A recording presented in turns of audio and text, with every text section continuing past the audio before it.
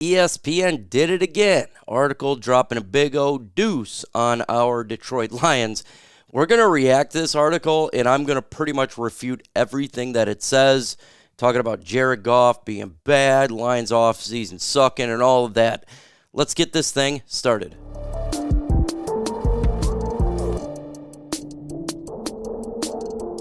If you're a fan of the Lions, go ahead and smash that subscribe button right now. We're trying to get to 66,200 subscribers. And with your help, it absolutely can occur and it can happen. So, smashy, smashy, smashy. So, we're going to have fun in today's video. Usually, it's more proper. Everything is laid out really nice for you to see, at least from my perspective. Maybe it sucks for you, but this could be a little bit different. I seen this article, and I literally said, okay, I got to react to it. There goes my idea for today's video. Everything else I was going to do, I throw it out the window because this article is absolutely ridiculous. And it's everywhere because a lot of people are talking about it. So I got to put my view on this bad boy. First off, this is about Lions offseason. Detroit Lions given surprisingly look good in the NFL offseason. Now, we're not going to go through this whole thing, but ESPN's Seth Walder gave the team a surprising low grade for the moves they made, with the NFL Analyst slapping a C grade on them. Walder's biggest gripe was the contract extension Lions signed Jared Goff. He felt the Lions paid too much for the veteran signal caller, who netted a 4-year, $212 million.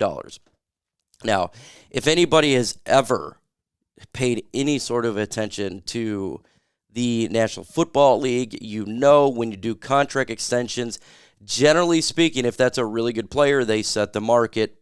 That is exactly why we did the contract with Jared Goff the time that we did it. That's why we did it with St. Brown and Penei Sewell as well, at the moment, end up being one of the higher paid positions, right? I think it's the second for the quarterback, and maybe it had been second for St. Brown, and who knows, I think it was first for Penei Sewell at the moment.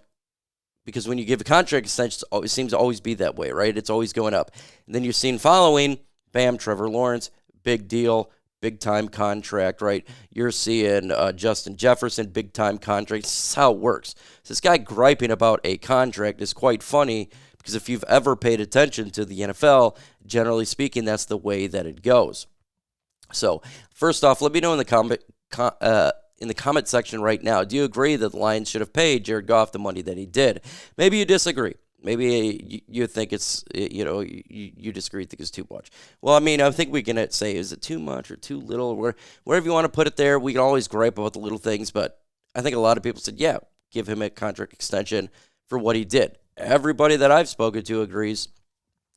Now we're going to get to his explanation. He says, the most important transaction the Lions made was the $212 million extension they handed to Goff. It's not a move I can endorse the price. It is the potential to hamper the organization for years. First off, it's not going to hamper the organization for years. Clearly, he has not looked at the cap space. Lions got great cap this year. Lions got great cap next year, and it's going to continue to be that way. It's not going to be significantly hampering down the team. And by the time that you have to pay other players, you continue to draft them and bring them in, it's not going to hamper down this organization. You got to be able to be smart in free agency, and you got to be really smart in the draft so you can replace some of your talent with younger talent. That's what the Lions do. It's why it's not hampering down the organization. It's why our cap is so good, is because of the draft. But he hasn't paid any attention to that. And there's no suggesting that Brad Holmes is going to suck in the draft. All of a sudden, he's just going to be terrible, and then it's going to hamper it down. I just don't see that being the case. Goff's a divisive talent. I don't think he's really that divisive a talent. Yes, there's been, talks, is Jared Goff a top 10 quarterback or not? That's been going on for years, right? Is he a top 10 quarterback or not? I have been through the Matthew Stafford era. I've been a Lions fan for a long time. There is always controversy with the quarterback. It is no different with Jared Goff. There's always going to be people who likes a quarterback. There's always going to be people who dislikes a quarterback. And there's always going to be people in the middle who just kind of goes with the flow. So what we've seen with Jared Goff is no different than we've seen with Stafford and throughout the years. but I think it would be the most that would agree that he's not a top 10 quarterback. But most, I think, would agree he's not a top 10 quarterback. No, I 100% disagree with that. I think most would, but I think most would agree he's not a top 10 quarterback. First off, when you're making what do you mean most would agree? Who is your most? You don't have a stat right there. You're just making an assumption. A lot of people that I have talked to, Jared Goff's a top 10 quarterback. So you could say, well, I think most would agree he is a top 10 quarterback. So right there, the statement is wrong because anybody can say he's a top 10 or not a top 10 quarterback. I think he's a top 10 quarterback. I think most of the people that I've spoken to believe he is with the numbers that he's putting up. Ben Johnson deserves fair share of credit. Yeah, I have no problem with Ben Johnson deserving a fair share of credit for what's taken place. 100%. Got to have a good OC in the NFL. You have a crap OC, it doesn't matter who your quarterback is. Matt Patricia, your OC, you're going to lose Mac Jones. You're going to lose any quarterback. So you got to have a good OC. Johnson is head coach job near the future. How effective would Goff be? It's a fair question. Yeah, it's a fair question.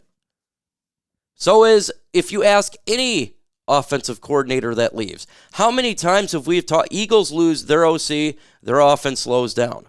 It's just the way that it works in the NFL. Had the Lions let Goff play out his 2024 deal, roughly $27 million cash, and then given him a non-exclusive franchise tag at 25, 26, and then 27, that would roughly be the cap franchise projection. Okay, so he's talking about let's take a risk with playing out the contract and let's go ahead and do the franchise tag on your quarterback, because that always works out well. Let me get this straight. First off, in the comment section, let us know your thoughts on this one. Secondly, if you do this, if you're to let him play out his contract, first off, he's going to be pissed. Secondly, no quarterback wants to do this unless you're Kirk Cousins.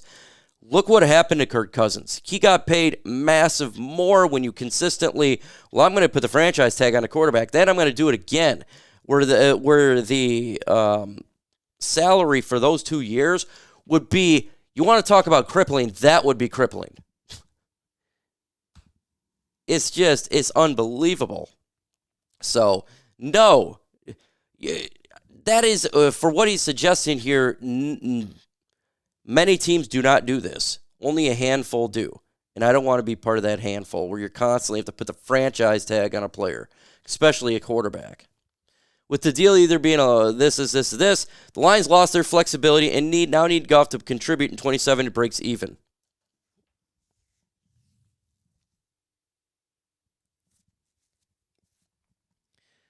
If Jared Goff were to take the Lions to a Super Bowl and to win the Super Bowl, I could give a damn about after that. This team has been the best it has ever been right now under Jared Goff.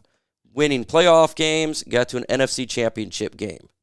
It's the best this franchise has had. We have, besides 1991, or if you're talking about 57, you won a championship, it's the best roster and the best. Jared Goff, he doesn't have the strongest of arms. Correct. He's not athletic. 100%. What he does have is something you cannot teach. Winning playoff games. Winning in the big moment. They talk about all these quarterbacks in the NFL that are great. Josh Allen, Lamar Jackson, even my Justin Herbert, who I really do like. They're talented. You have to win in the postseason. Jared Goff got that clutch gene at the quarterback position that's rare. It is not something that you can go out there and put your finger on. It is extremely rare for a quarterback to have this. And when you have that, that is a part of a QB, a quarterback's, gift you have to account for. You can't talk about just about arm strength.